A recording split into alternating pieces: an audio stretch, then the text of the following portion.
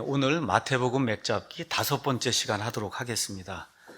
우리가 지난 시간에 마태복음 3장 1절, 2절 쭉 이렇게 설명을 잠시 했습니다. 하면서 침례자 요한이라고 한 사람의 그 일생에 대해서 잠시 이제 요약을 했는데, 오늘 마태복음 3장 전체를 그냥 여러분에게 1시간에 걸쳐 이제 말씀을 드리려고 합니다.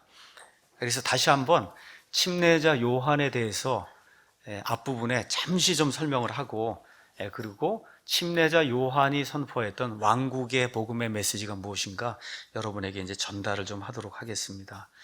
침례자 요한은 여러분 아시는 대로 예수님이 나타나기 전에 예수님 앞에 달려나간 전령이에요. 전령.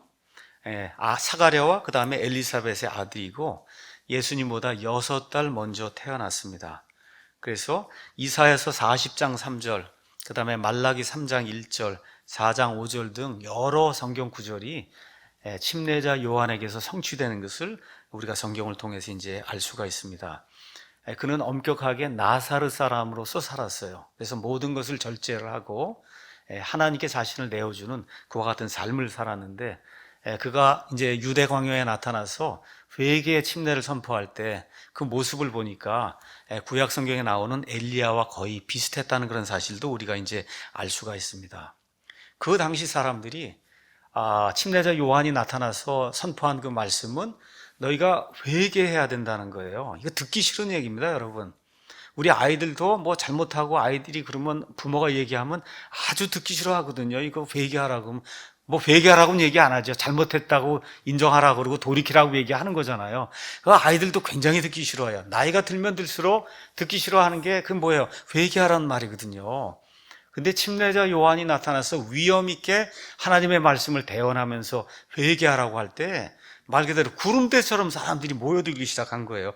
듣기 싫은 메시지임에도 불구하고 침례자 요한이라고 한 사람이 가지고 있는 그 위험, 이렇게 얼굴에서 퍼져나오는 그 하나님의 영광, 거룩함, 이런 걸 보니까 저 사람이 전하는 그 메시지가 정말 하나님의 메시지구나, 이게 이제 드니까 듣기 싫은 말이에요. 그럼에도 불구하고 회개해야 되겠다고 사람들이 이렇게 구름대처럼 몰려오게 되고, 그리고 그 결과 회개의 침례를 선포하고 회개를 주는 그러한 대목이 성경에 이제 나와 있습니다. 심지어 우리 예수님께서도 공생이 시작하시기 전에 침례자 요한에게 이렇게 침례를 받으시고 모든 의를 성취하셨다고 하는 그런 성경 말씀이 그 안에 이제 기록이 되어 있습니다.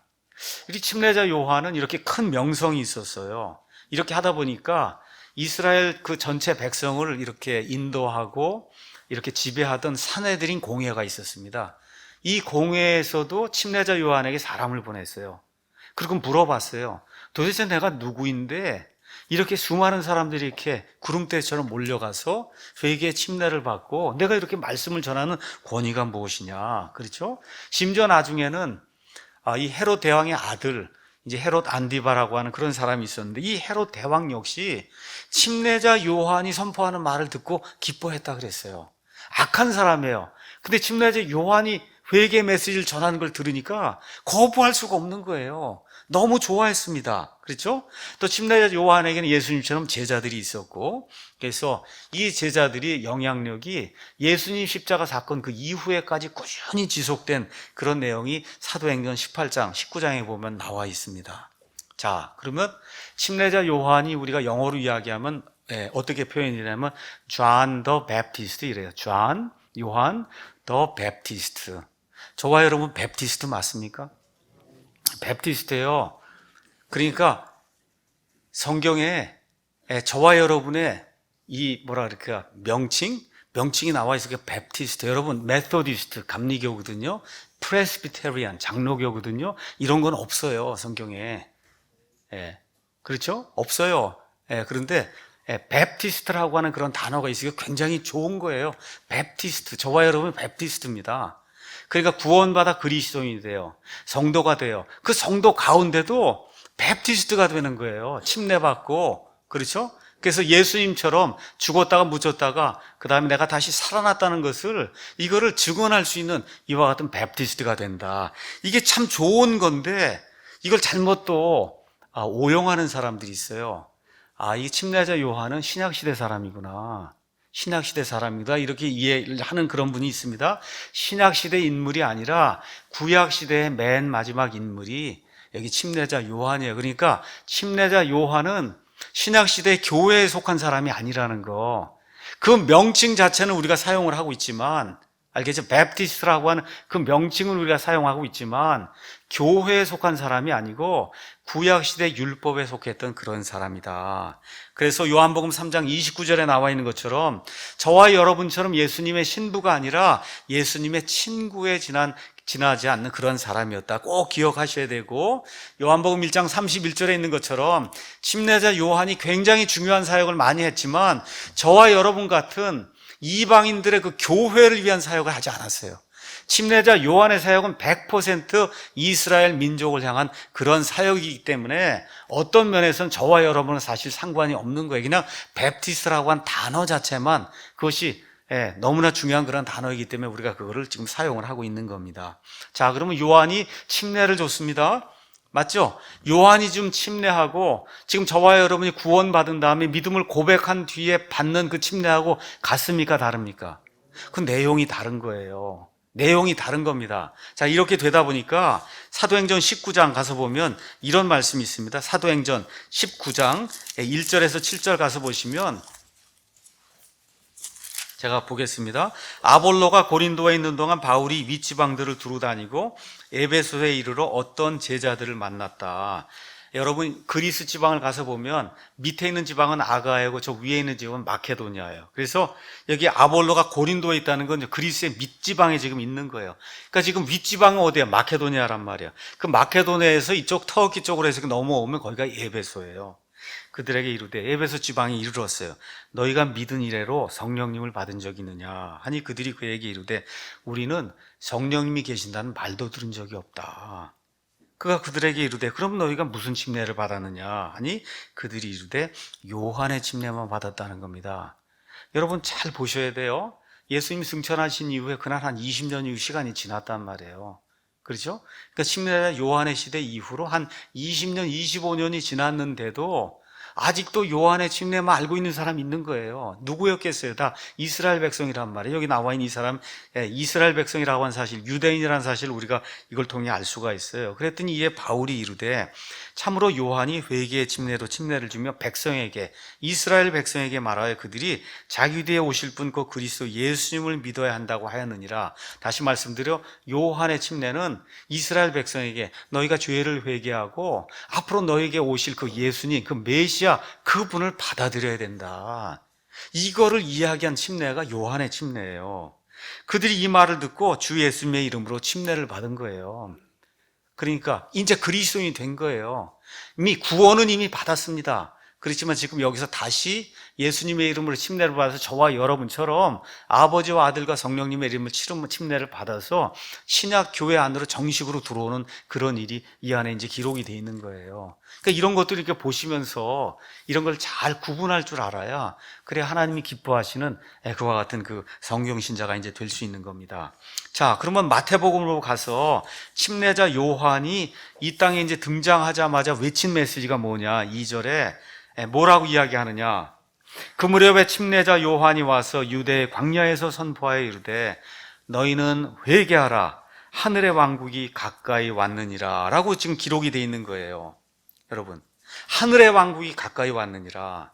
자, 요거 끝난 다음에 4장에 가면 예수님이 40일 동안 시험 받으십니다. 그렇죠? 그 시험 받으신 이후에 예수님이 세상에 나가셔서 말씀을 선포합니다. 4장 17절 가서 보니까 거기에도 그때부터 예수님께서 선포하기 시작하여 이르시되 회개하라 하늘의 왕국이 가까이 왔느니라 이렇게 이제 기록이 되어 있어요. 여러분 이거 잘 들으셔야 됩니다. 우리 생각에는 회개하라 구원받아야 된다 이렇게 선포해야 될 것 같지 않아요? 우리 교회에서 지금 외치는 메시지가 다 구원받아야 된다는 거 아닙니까? 그렇죠? 죄를 회개하고 구원받아야 된다는 그런 메시지니까 이걸 그대로 이제 적용을 하면 예수님이든 침례자 요한이든 나타나면 회개해라. 그렇죠? 그 다음에 뭐 해야 된다? 그 다음에 죄들의 용서를 받고 구원받아야 된다. 이렇게 지금 선포해야 될 것 같은데 지금 여기 침례자 요한과 그 다음에 예수님이 나타나셔서 구원받으라고 얘기하는 게 아니에요. 회개하고 하나님이 마련해 주신 왕국을 받아들이라는 겁니다. 그렇죠? 이거를 기억을 잘 하셔야 돼요. 그러니까 마태복음을 읽고 이 성경 전체를 읽어 나가면서 이거를 잘 이해하지 못하면 그러면 성경이 안 풀리는 거예요. 그래서 회개하라 구원을 받으라 이것이 아니라 회개해라. 하늘의 왕국이 가까이 왔다. 무슨 얘기예요? 메시아가 바로 저 코앞에 지금 저 앞에 지금 오고 있으니 바로 그분을 받아들여서 하나님이 이 땅에 주시려고 하는 그런 왕국의 백성이더라고 하는 이런 메시지가 지금 마태복음에 선포가 되고 있는 거예요. 다시 말씀드려 왕이 오고 있다는 거예요. 침례자 요한이 6개월 먼저 태어났는데 그렇죠. 한 6개월쯤 지나면 드디어 유대 광야에 누가 나타난다는 거예요? 메시아 왕이 나타난다는 거예요. 그 하늘의 왕국이 가까이 왔으니까 그 왕을 받아들이려면 너희가 회개해야 된다는 겁니다. 잘못을 돌이키고 그리고 죄를 고백을 하고 하나님 앞에 바른 사람이 돼야 된다. 그렇게 이야기하는 거예요. 자, 그럼 왜 갑자기 이런 이야기가 나오느냐? 우리 생각에는 회개하라, 구원받아라 이래야 될 것 같은데 그게 아니라 왜 회개하고 하나님의 왕국을 받아들이라고 이야기하느냐? 성경이 이야기하는 초점이 뭐냐? 하나님이 처음에 첫 아담을 만드셨어요. 하나님이 원하시는 왕국을 세우려고 하셨어요. 첫째 아담이 그 일을 이루지 못했단 말이에요. 죄를 지었어요. 타락했어요. 하나님이 원하시는 그와 같은 왕국을 이룰 수 없는 그런 상태가 된 거예요. 4천년이 지난 이후에 때가 충만히 이르렀을 때 하나님께서 여자의 씨, 그렇죠? 여자의 씨 그 예수 그리스도를 이 땅에 보내주셔서 둘째 아담으로서 첫째 아담이 이루지 못했던 하나님의 뜻이 온전히 이루어지는 왕국을 세우려고 하는 거, 이걸 저와 여러분이 꼭 보셔야 그래야 성경이 풀리기 시작을 하는 거예요. 이 왕국을 이루는 것 안에 저와 여러분의 구원이 들어가 있는 겁니다. 저와 여러분의 구원이, 그러니까 이걸 잘 이해하셔야 됩니다. 첫째 아담, 둘째 아담의 이야기다. 성경이 첫째 아담이 망쳐놓은 거를 둘째 아담이 모든 것을 회복시키고 그 모든 것이 회복이 되면 하나님의 뜻이 온전히 이루어지는 거, 그렇죠? 그게 뭐예요? 하나님의 왕국. 그 하나님의 왕국이 저 하늘에서 하나님의 뜻이 온전히 이루어진 것처럼 이 땅에 이루어진단 말이에요. 그게 하늘의 왕국이에요. 이 땅에 이루어지는 거, 그거를 주려고 우리 예수님이 이 땅에 오신다는 거, 그렇죠? 이와 같은 맥락을 잘 이해를 해야, 그래야 이 마태복음 이해하시고 그러면서 맨 마지막에 천년왕국까지 하나님의 모든 계획을 저와 여러분 잘 이해할 수 있는 겁니다. 그래서 신구약 성경의 중심 주제를 이야기해라. 그게 하나님의 뜻이 온전히 이 땅에 이루어진 그런 왕국을 통해 하나님께서 영광을 받는 거예요. 하나님께서 이 마귀와 그의 천사들이 타락한 이후에 이 땅과 우주 공간을 만드시고, 그리고 맨 마지막 날 뭘 만드셨어요? 사람을 만드셨잖아요. 그 사람을 만드셔서 이 온 땅을 치리하면서 하나님이 원하시는 뜻을 이루시려고 했단 말이에요. 그렇죠? 그 뜻을 이룬 걸 통해서 마귀가 반역했던 모든 것을 뒤집어 놓으시려고 하나님 지금 계획을 세운 건데, 지금 첫사람 아담, 첫 아담이 여기에 실패하면서, 그래서 하나님께서 직접 사람을 입고 오셔서 둘째 아담으로 오셔서 하나님이 이루시고자 하는 그 하나님의 뜻을 온전히 이루는 왕국을 세우는 거, 그렇게 돼서 뭘 하는 거예요? 마귀를 멸절시키는 그런 일을 하려고 하는 게, 이게 성경의 총 주제예요. 그러니까 킹덤이라고 하는 게 성경의 가장 큰 주제다. 이걸 저와 여러분 꼭 깨달으셔야 됩니다. 그러니까 창세기부터 요한계시록 읽으시면서 항상 하나님이 모든 것을 다스리는 킹덤, 왕국이라고 하는 것이 이 주제가 되고, 그래서 왕국에 대한 개념이 신구약 성경 전체에 가득 차 있다는 거, 여러분 가득 차 있는 겁니다. 가득 차 있는 거, 이거를 저와 여러분이 꼭 기억을 하셔야 돼요. 그러므로 예수님께서 사람의 몸을 입고 이 땅에 오셨을 때 동방에서 온 지혜자들이 뭐라 그래요? 유대인들의 왕으로 오신 분이 어디 있냐, 그렇죠? 그분께서 공생이 시작하실 때에도 회개하라, 하늘의 왕국이 가까이 왔네, 왕 이야기라는 거예요. 그래서 여러분이 마태복음을 읽어보시면, 마태복음에 가서 보시면 거기 소제목이 나옵니다. 거기 가시보면 다 그렇게 되어 있어요. 왕이 내 어부를 부름, 왕이 큰 무리를 고침, 왕의 산상설교, 왕이 율법을, 다 왕 얘기를 하는 거예요. 왕. 이거를 보지 못하면은 그러면 성경이 희미하게 되고 이해가 안 되는 겁니다, 이게. 자, 그래서 우리 예수님께서 맨 마지막에 십자가에 돌아가실 때 거기 명패에도 뭐라고 쓰여 있어요? 거기에 유대인들의 왕 예수. 그렇죠? 유대인들의 왕 예수, 그렇게 기록이 되어 있는 거예요. 그래서 우리 예수님은 1차적으로 유대인들의 왕으로, 그들의 메시아로 오셔서 구약 성경에 예언된 하나님의 메시아 왕국을 그들에게 3년 반 동안 공생의 사역을 통해서 제시하신 거예요. 하늘의 왕국이 가까이 왔단 말이에요. 왕이 왔단 말이에요. 그분을 받아들이라는 겁니다.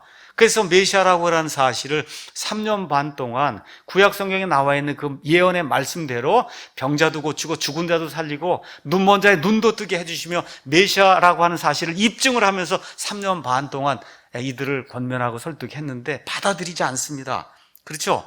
받아들이지 않으니까 마태복음 23장에 가서 너희가 주의 이름으로 오시는 이여 하고 나를 받아들일 때까지는 어떻게 돼? 왕국이 연기가 된다는 거예요. 그러니까 예수님 초림도 뭐하고 상관이 있어요? 왕국 세우는 거하고 상관이 있고, 예수님 재림도 뭐하고 상관이 있어요? 왕국 세우는 거하고 상관이 있는 거예요. 그 초림과 재림 사이에 뭐가 끼어 있는 거예요? 지금 교회 시대라고 하는 말 그대로 신비의 시대가, 구약 시대 많은 사람들이 보지 못했던, 이방인들도 예수님 안에서 예수님의 십자가의 보혈의 피로 말미암아 구원받아 하나님의 백성이 된다고 하면 이 교회 시대의 이 계곡이 요 둘 사이에 끼어 있는 거예요. 그러니까 예수님 초림도 하나님의 왕국을 세우려고 하는 거고, 예수님 재림도 하나님의 왕국을 이 땅에 세우려고 하는 거다.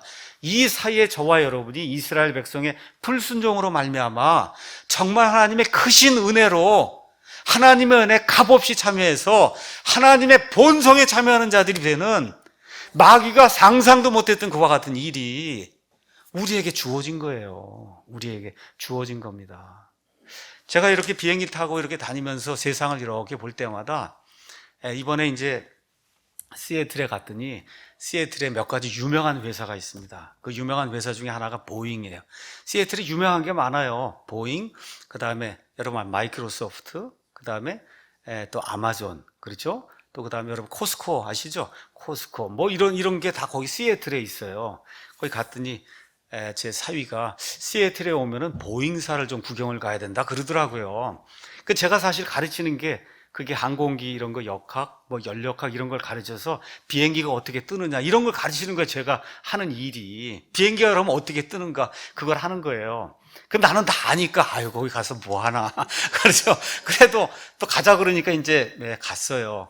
그래 갔더니 보잉 그 비행기를 만드는 그 회사의 그 비행장 만드는 그 건물 자체가 이 세상에서 제일 큰 건물이야. 단인 건물로는 그 안에 그 수많은 비행기가 쭉 조립이 돼갖고 그래서 맨 마지막에 이게 제트 비행기가 돼갖고 보잉 747, 777 이게 이제 해서 나오는 거예요. 이 안에 가서 보니까 그 비행기를 이렇게 만드는데 이게 통으로 해서 이렇게 만드는 거, 물론 저는 뭐 기계공학을 하고 그랬으니까 그 내용을 알지만 가서 그래도 다시 만드는 그 광경을 하나하나 이렇게 보니까 참 기가 막힌 거예요, 여러분.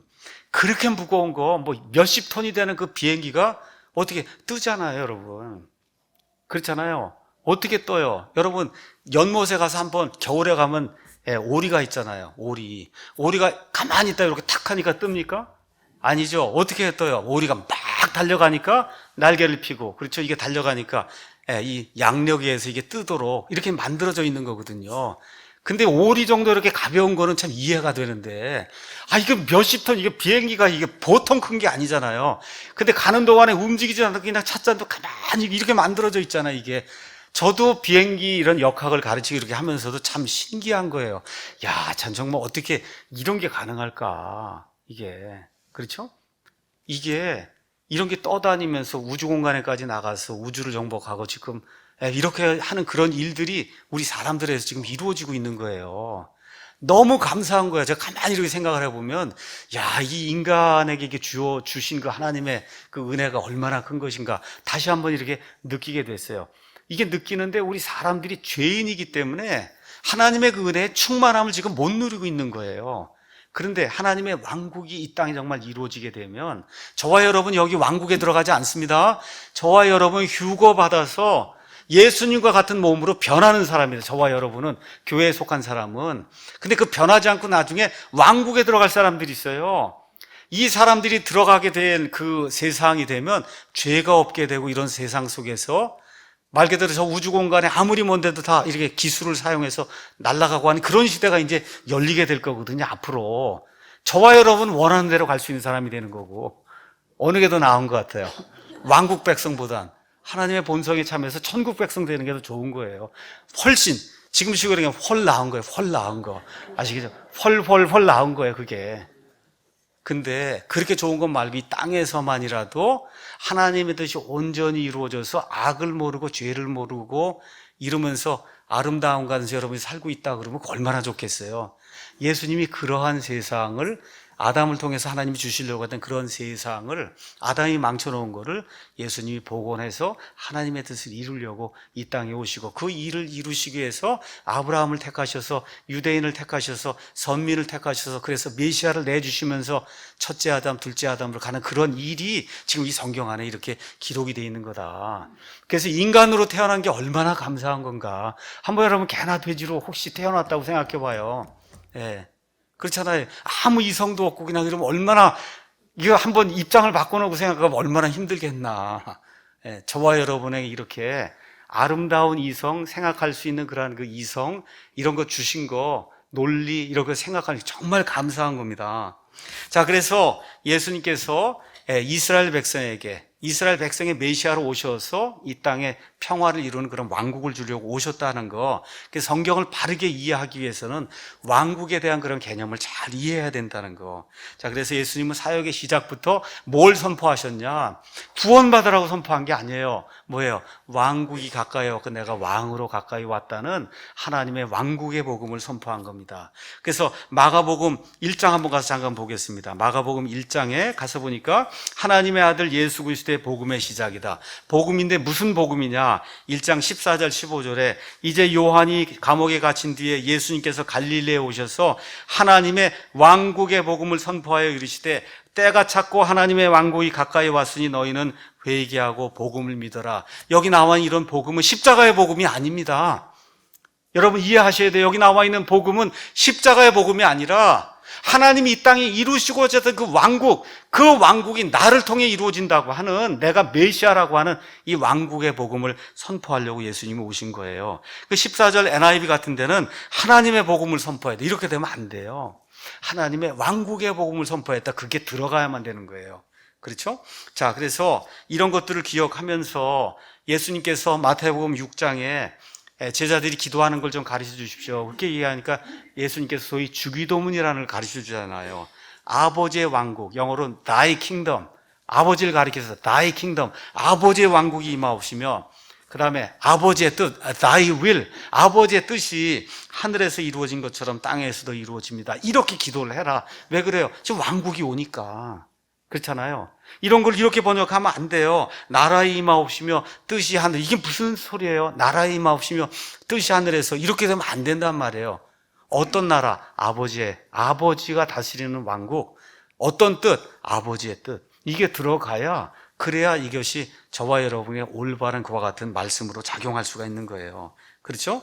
이런 구절에 사용된 그리스어 단어 바실레야는 왕국이에요. 왕이 다스리는 거예요. 여러분 공화정 아니에요. 대통령이 다스리는 거 아닙니다. 국민 투표에서 다스리는 그런 나라가 아니라 예수님이 철권 통치 왕으로서 그냥 예수님 말 자체가 법이 되는 이와 같은 그 국가를 형성하는 것이 하나님의 뜻이라는 거. 그래서 하늘의 왕국을 예수님께서 이제 제시하시는 겁니다. 그렇게 해서 이 이스라엘 백성에게 그 왕국을 주러 오시니까 마태복음 10장에도 우리 예수님이 이 제자들이 이제 불러갖고 이들에게 나가서 말씀을 선포해라. 이렇게 이제 이야기한단 말이에요. 그러면서 예수님은 10장 5절 6절에 예수님께서 이 12를 내보내시며 그들에게 명령하여 이르시되 너희는 이방인들의 길로도 들어가지 말고 사마리아 사람들이 어떤 도시로도 들어가지 말며 오직 이스라엘의 집에 잃어버린 양들에게만 가라. 그러는 거예요. 그러니까 지금 복음의 핵심의 메시지가 이방인들은 제외가 돼 있는 거예요. 이 왕국의 복음의 메시지에 이방인들은 제외가 돼 있는 거예요. 이걸 저와 여러분이 잘 기억하셔야 돼요. 이게 이해가 안 되면 읽으면서도 아니 도대체 이방인은 사랑하지 않으시나? 이게 도대체 무슨 일인가? 왜 그래요?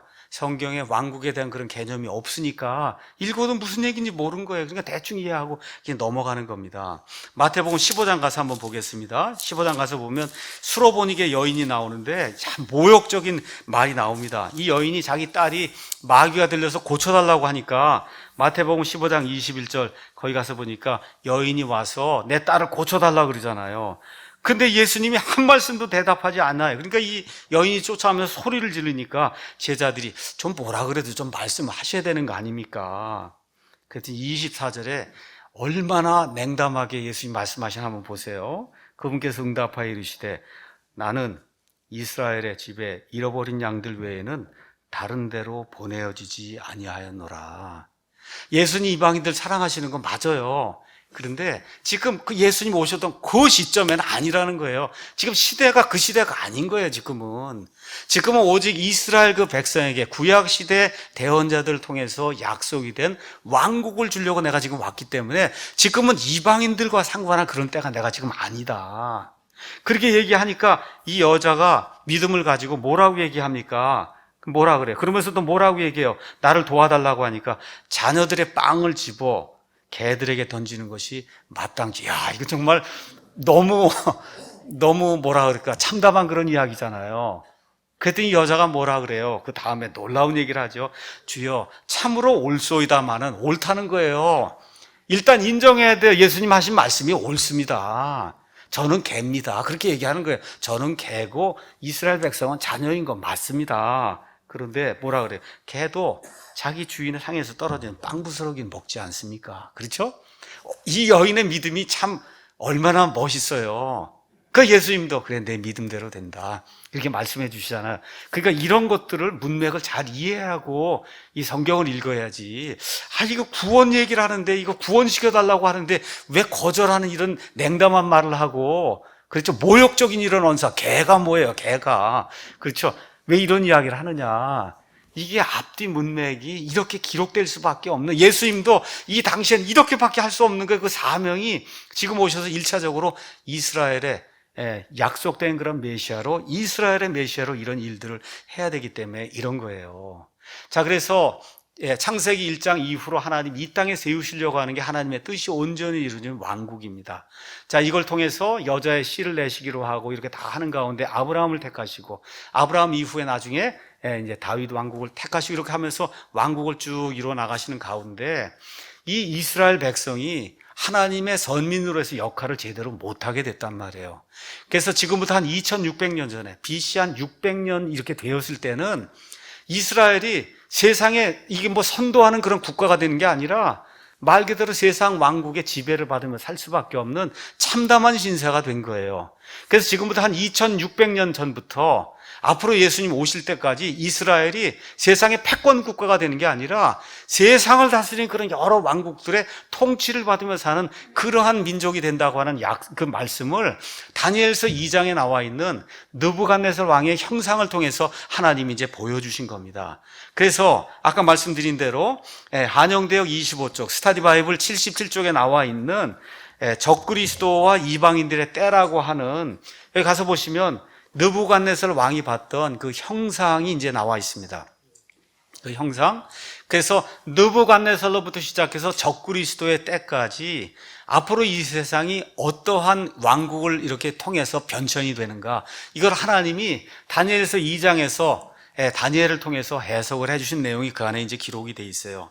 처음 나타나는 왕국이, 이방인들의 왕국이 어디예요? 바빌론. 바빌론 끝나고 난 다음에 메데 페르시아. 그게 끝난 다음에 그리스. 그게 끝난 다음에 로마 제국해서, 그래서 예수님이 로마 제국 시대에 이 땅에 이제 오시게 돼요. 근데 이스라엘 백성이 예수님을 받아들이지 않습니다. 그래서 어떻게 돼요? 저기 붕 뛰어넘어서, 그래서 맨 마지막 때 나중에 적그리스도의 시대가 이제 오게 될 때, 재림의 때에 이제 예수님이 이제 이 땅에 오시고, 이렇게 돼서 맨 끝에 사람의 손으로 하지 않은, 만들지 않은 이런 돌이 하나가 떠서 온 세상의 모든 왕국들을 다 부셔버리고, 그렇죠? 영원 무궁토록 세워지는 돌 왕국이 세워지는 그 내용이 여기 다니엘서 2장에 기록이 되어 있단 말이에요. 그게 무슨 왕국이에요? 천년 왕국이고 하늘의 왕국이란 말이죠. 그래서 여기 가서 보니까 뭐라고 기록이 됐냐? 2장 44절에 이 왕들의 시대, 왕들의 이렇게 계속해서 왕국이 변천하는 그런 시대에 하늘의 하나님께서 한 왕국을 세우시리니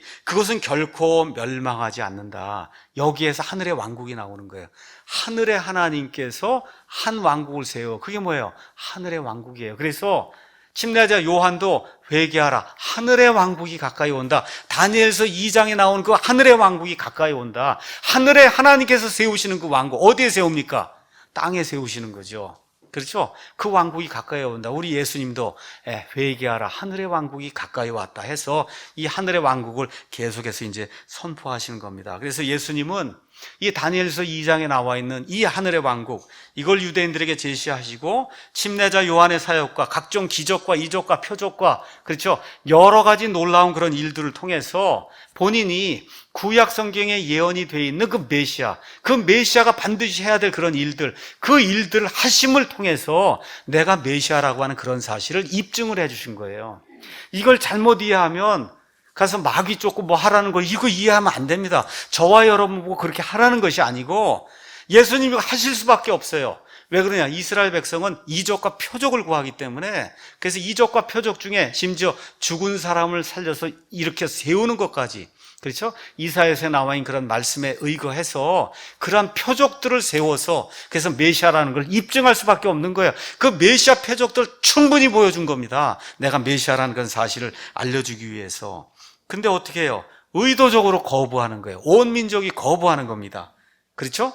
이들의 불신으로 말미암아, 로마서 11장 30에서 31절에 나와 있는 것처럼 이들의 불신으로 말미암아 하나님의 은혜가 우리 이방인에게 전달이 되면서 드디어 뭐가 돼요? 구약시대 사람들이 꿈도 꾸지 못했던, 아까 개라고 하던 이 이방인들이 교회 시대에 지금 주역이 돼버렸잖아요. 유대인들 저 밑으로 가버리고, 그렇죠? 이러한 놀라운 교회 시대가 초림과 예수님 재림 사이에, 요 사이에 지금 끼어 있는 엄청난 신비의 시대가 우리에게 이제 열리게 된 겁니다. 자, 그래서 교회 시대가 이제 도래하게 되고, 그럼 교회 시대가 이제 끝이 나요. 예수님 공중 강림하실 때 교회가 다 어떻게 돼요? 휴거돼서 올라가잖아요. 예수님 안에서 죽은 자들은 부활하고, 맨 마지막 때 살아서 남아있는 사람은 어떻게 돼요?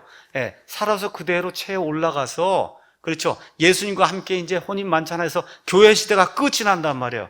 교회 시대가 끝나고 나서 7년 환란기가 이제 이 땅에 오게 되죠.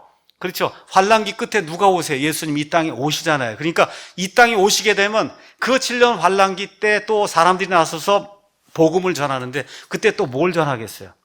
왕국이 가까이 왔다 전하는 거예요. 왕국이 이제 7년 있으면 오니까, 그렇죠, 왕국이 가까이 왔다고 하는 왕국의 복음을 다시 전하게 되는 거예요. 그러니까 이런 것들을 기억하면서 예수님 초림 때에도 왕국의 복음, 예수님 오시는 재림 때에도 왕국의 복음, 우리 그리스도는 그 사이에 꼈는데 이것이 이루어지기 전에 어떻게 다 휴거되거나 부활돼서 없어지게 되는 거예요. 그래서 이 환란기 속에서 구원받은 사람은 교회가 아니라 환란기 성도가 되는 겁니다. 환란기 성도. 자, 그래서 예수님 재림 전에 이 땅에 선포될 복음도 어떤 복음이냐? 왕국의 복음이에요. 마태복음 24장 가서 한번 보겠습니다. 마태복음 24장 14절에 가서 보니까 24장 14절 이렇게 기록이 돼 있어요. 거기 가서 보니까 그러나 끝까지 견디는 자고 그는 구원을 받으리라. 왕국의 이 복음이 모든 민족들에게 증언되기 위해 온 세상에 선포되리니 그제야 끝이 온다. 끝이 뭐예요? 7년 환란기 끝이 온다는 거예요. 끝이 온 다음에 천년왕국이 이루어진다는 거예요. 목숨 다하라는 거 아닙니다, 여러분. 목숨 다하라는 끝이 아니고 7년 환란기라고는 정해진 그 기간 안에는 뭐가 선포가 돼요? 예수님이 이제 오시니까 왕국이 가까이 온다는 왕국의 복음이 선포가 되는 거예요. 이런 거를 이 천국 복음이 모든 민족에 증거돼, 이거 안 됩니다. 이게 천국 복음이 아닙니다. 저 하늘에 가는 복음이 아니라 그 하늘에서 예수님이 이 땅에 오셔서 왕국을 세우신다는 복음, 이 복음이 이 7년 환란기 때 선포가 되는 거예요. 다시 말씀드리기, 여기 나오는 끝까지 견디는 자, 여기 끝은 7년 환란기의 끝. 그래서 어떻게 돼요? 그 끝을 견디고 믿음으로 살아남은 사람이 어디 들어가요? 천년왕국에 들어가는 거예요. 그런 의미의 끝이지 목숨 다할 때까지 섬기라는 그런 의미의 끝이 아니라는 걸 저와 여러분이 기억을 하셔야 됩니다. 자, 그래서 이 7년 환란기 동안에는 세상에서 어떤 복음이 선포가 돼요? 예수님이 다가오신다고 하는 왕국의 복음이 선포가 돼요. 그 일을 누가 할까요? 그 일을 유대인들이 할 거 아니에요. 그 유대인들이 어디 나와요? 계시록 7장에 4절에서 8절에 이스라엘 12지파, 각 지파에서 12,000명이 나와서 14만 4천 명이 온 세상에 돌아다니고 유대인들에게 뭘 선포해요? 메시아가 이제 온다는 거예요. 메시아가 이제 온다. 왕국이 온다고 하는 이러한 말씀을 전달을 하는 거예요. 그래서 그 계시록에도 유다 지파, 그렇죠. 이 12지파, 유대인들의 그 12지파에서 14만 4천 명이 나오는 거지. 무슨 신천지가 12지파고 뭐 14만 4천이고 여호와의 증인이, 이거 다 성경적으로 틀린 해석입니다. 거기 나와 있는 건 문자 그대로 유다 지파, 그 다음에 르우벤 지파, 갓 지파. 여러분, 우리는 그런 데 속한 사람들은 유대인이 아닙니다. 문자 그대로의 유대인들이 14만 4천 명이 하나님에 의해서 선택을 받고 온 세상을 향해 뭐라 그래요? 메시아가 다가온다고 하는 왕국의 복음, 앞으로 평화의 천년왕국이 온다고 하는 하나님의 뜻이 온전히 이루어지는 이와 같은 그 다니엘서 2장에 하나님께서 세우신 왕국이 다가온다는 이런 말씀을 이제 선포하는 겁니다. 자, 그래서 예수님의 제자들과 신실한 성도들, 이스라엘의 회복과 예루살렘의 구속을 바랐다고 여러분이 누가복음을 가서 이제 살펴보시면 누가복음 2장 30절에서 34절, 38절 다 가서 보세요. 뭘 원하는 거예요? 이스라엘의 구속을 바라고 있는 거예요. 안나도 그랬고 시므온도 그랬고 예수님 태어날 그 당시에 그 많은 사람들이 이스라엘이 구원받는 거, 그렇죠? 이걸 지금 바라고 있었던 거예요. 그러니까 이들의 관심사는 뭐냐?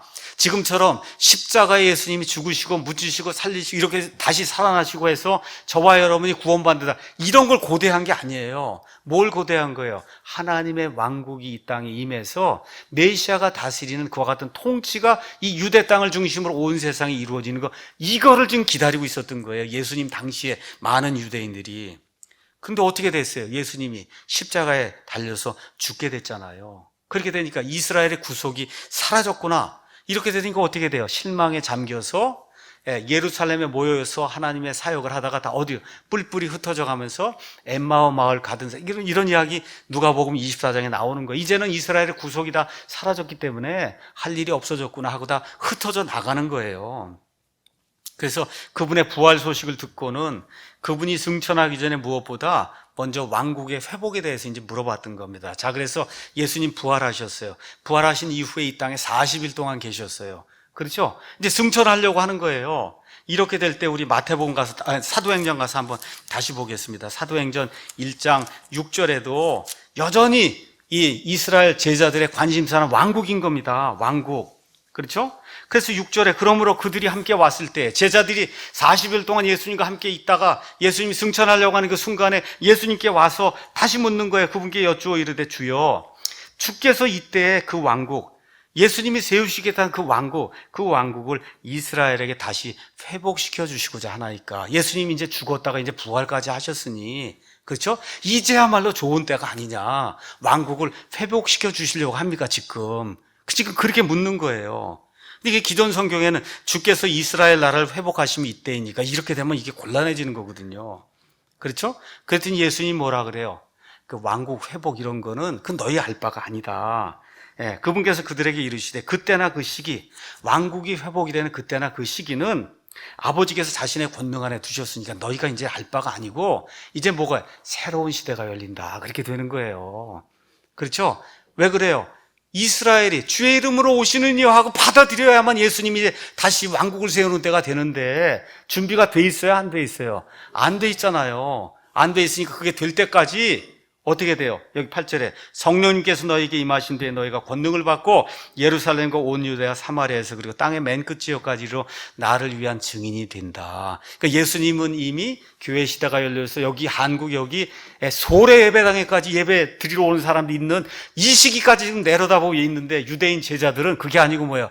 왕국이 이제는 이루어져야 되는 거 아닙니까? 그래서 베드로가 나가서 말씀을 선포하는 거예요. 너희들 이 땅에서 예수님이 주시고자 하는 왕국이 이루어지려면 회개하고 회심해야 된다. 그렇죠? 그래서 사도행전 3장 19절에서 26절, 19절 가서 보니까 그런즉 너희는 회개하고 회심해야 돼. 너희가 누구냐 하면 이스라엘 백성이에요. 그리하면 새롭게 하는 때가 주의 앞으로부터 이를 때 너희 죄들이 말소가 돼. 예수님을 잡아 죽인 그런 죄들이 말소가 돼요. 그분께서 예수 그리스도 곧 너희에게 미리 선포된 분을 보낸다는 거예요. 여러분, 그럼 어떻게 돼요? 주의 이름으로 오시는 이하고 이스라엘 백성이 받아들이잖아요.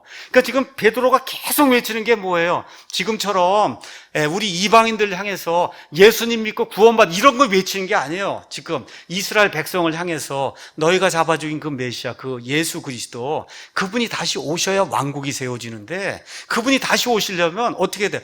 회개하고 그분을 메시아로 영접을 하면 하나님이 그분을 보낸다는 거예요. 다시 그분을 보내면 너희가 주의 이름으로 오시는 이여 하고 맞아들이면 된다는 거예요. 근데 맞아들입니까? 안 맞아들여요? 안 맞아들여요. 얼마 동안? 40년 동안 받아들이질 않아요. 이게 되면서 하나님의 구원 계획이 이방인들 향해서 퍼져나가는 가운데 유대인들이 자꾸 뒤로 처지기 시작하면서 AD 70년, 40년이 지났을 때 성전이 완전히 회파가 돼서 이스라엘 백성이 더 이상 예배 드릴 수가 없게 돼서 온 세상으로 퍼져나가게 되면서 완전히 이방인 중심으로 교회가 재편이 되고 마는 거예요. 그렇죠? 이게 어느 때까지 가는 겁니까?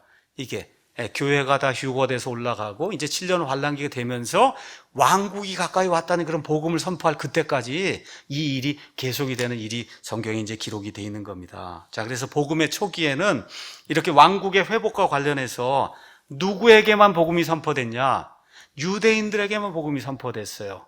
그래서 여러분 아시는 것처럼 사도행전 10장에 가서야 비로소 처음으로 이방인 고넬료가 구원받아요. 그 전까지 구원받는 사람 다 100% 유대인 아니면 유대인 플러스 이방인 해서 나와 있는 사마리아 사람이라든지 에티오피아 넷이라든지 여기만 구원받는 거예요. 그럼 그 기간이 얼마냐? 10년이에요. 10년. 여러분 10년 동안 이방인 가운데는 구원받은 사람이 한 명도 없었습니다. 왜 그래요? 전파된 그런 메시지가 뭐에 주로 관련된 거예요? 왕국의 회복, 이스라엘 백성의 왕국의 회복. 누가 주로 가르친 거예요? 베드로가 가르쳤단 말이에요. 근데 이제 10장이 넘어가면서부터 이방인들의 사역이 시작이 되니까 베드로는 점점 밑으로 불러가기 시작하고 누가 등장을 해요? 이방인 사람 바울이 등장하기 시작하면서 사도행전 12장 넘어가면서도 사도행전 28장까지는 베드로 얘기는 안 나오고 누구 얘기만 나오는 거예요?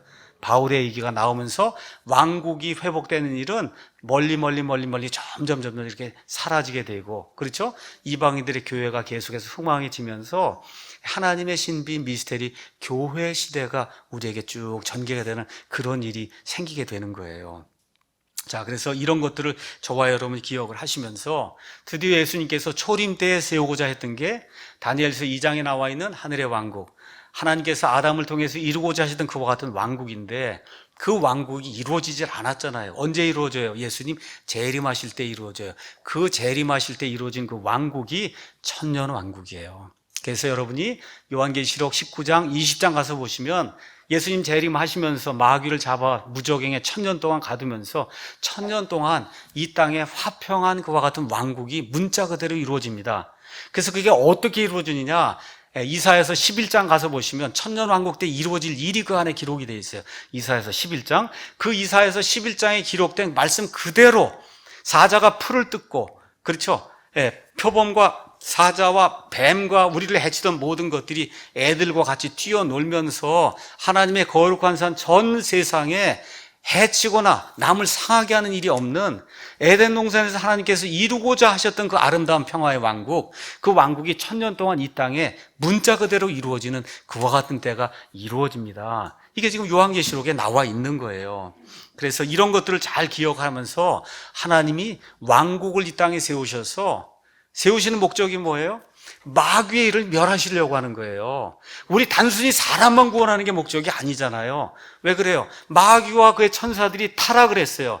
이들에게 하나님의 진리와 하나님의 모든 신비를 가르쳐 주시기 위해서 하나님은 온 우주 공간을 만들고 사람을 만들었잖아요. 그렇죠? 근데 사람이 타락했기 때문에 사람을 구원하는 게 필요한데 그거의 끝이 아닌 거예요. 가장 큰 목표가 뭐예요? 마귀와 그의 천사들에게 하나님의 갖가지 신비를 알려주려고 하는 거예요. 뭐를 통해서? 하나님의 뜻이 온전히 이루어진 이 땅의 왕국의 역사를 통해서 하나님 보여주시려고 하는 거예요. 이러한 것이 온전히 이루어지는 그러한 때가 이 땅에 이제 존재하게 된다. 기존의 우리말 성경을 제외한 다른 나라 모든 성경에선 이와 같은 그 하나님의 뜻이 이루어지는 이와 같은 그 통치 체제를 왕국으로 번역을 했어요. 근데 참 아쉬운 게 여호와의 증인이 이거를 빼앗아 갔어요. 빼앗아 간 게 아니라 사실은 빼앗긴 거죠. 번역이 잘못되어 있으니까. 처음부터 나라로 번역을 했으니까. 그 왜 번역을 했냐?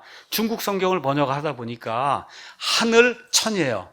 나라 국이에요. 그래서 천국으로 번역을 한 거예요, 여러분. 원래는 어떻게 번역해야 되나? 천왕국으로 번역을 해야 되는 거야. 천왕국으로 번역을 해야 되는 거를 하늘 천의 나라 국자를 해서 천국으로 번역한 우리가 번역해 오니까 하늘 나라가 되고 만 거예요, 여러분. 이렇게 되다 보니 왕국을 빼앗겼잖아요, 이 엄청난 개념을.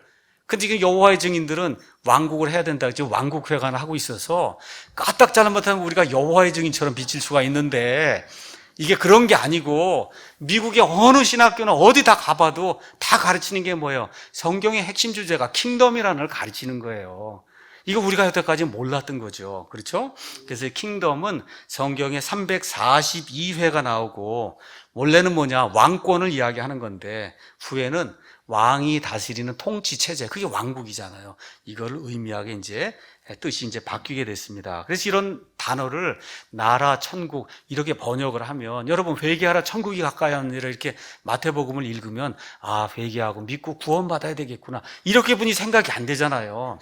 그렇잖아요, 여러분? 성경을 읽을 때 회개하라 천국이 가까이 왔느냐 그러니까 아 구원받고 천국에 가야 되겠구나 이렇게 생각이 드는데 그게 아니라 회개하라 하늘의 왕국이 가까이 왔느니라 라고 하면서 마태복음 6장에 나와 있는 것처럼 하늘에서 하나님의 온전한 뜻이 이루어진 것처럼 땅에서도 이루어지는 것 이렇게 연결이 돼야 아 하나님이 온전한 그 뜻을 이루신 그 통치 체계가 이 땅에 이루어져야 마귀와 그의 천사들에게 하나님의 온갖 지혜를 보여줄 수 있는 거 아닙니까? 그렇죠? 그걸 이루려고 예수님이 이 땅에 오셨다고 하는 그런 사실, 그걸 저와 여러분이 기억해야 되는 겁니다. 자, 그래서 이런 거를 나라나 천국으로 이렇게 번역하다 보면 어려움이 이렇게 생기는 거예요.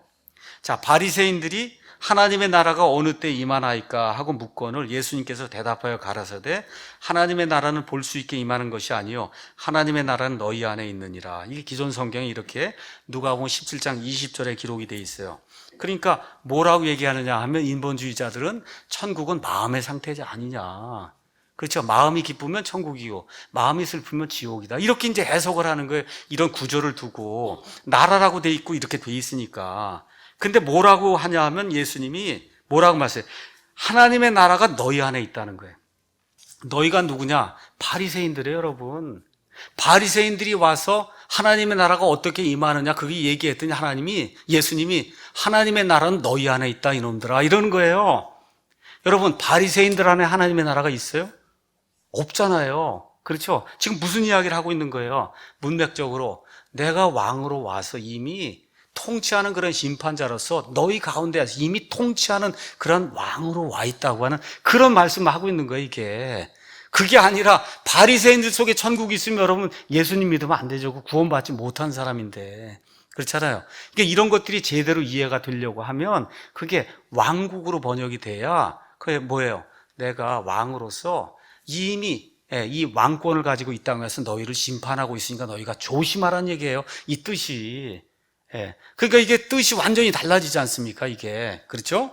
그래서 예수님 결코 바리새인들 속에 천국이 있다고 말씀하지 않았어요.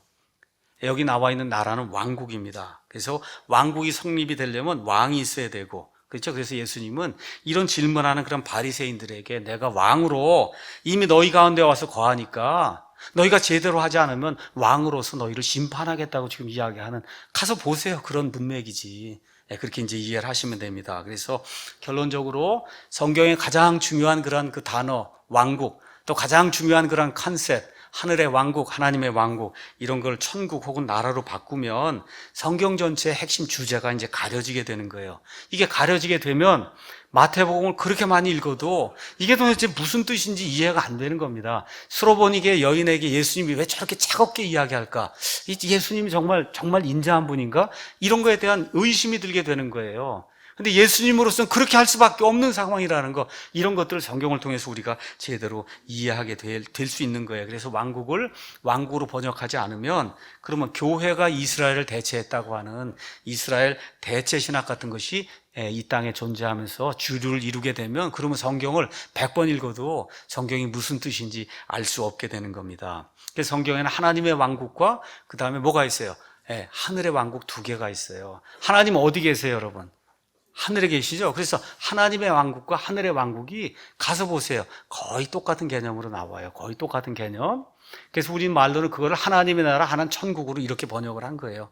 이게. 자, 그래서 하늘에 하나님의 나라가 있고, 그 다음에 우리가 얘기하는 이 하늘의 왕국, 이게 두 개가 이제 있는데 거의 같은 개념으로 사용이 됐다는 거 기억하시고, 특별히 마태복음에만 하늘의 왕국이라는 그런 단어가 나오는데, 그 단어는 예수님이 저 유대 땅을 중심으로 해서 메시아로서 직접 다스리는 화평의 왕으로서 다스리는 그와 같은 왕국의 개념으로 이렇게 조금 안정이 될 때 그건 하늘의 왕국이고, 그걸 벗어나서 온 우주 공간까지 하나님들이 편만하게 펼쳐진 이런 거 이야기할 때는 그게 하나님의 왕국으로 표현이 되어 있다는 거, 저와 여러분 기억을 하시고, 성경을 오늘 가셔서 한번 읽어보시면 그럼 이게 이런 뜻이구나.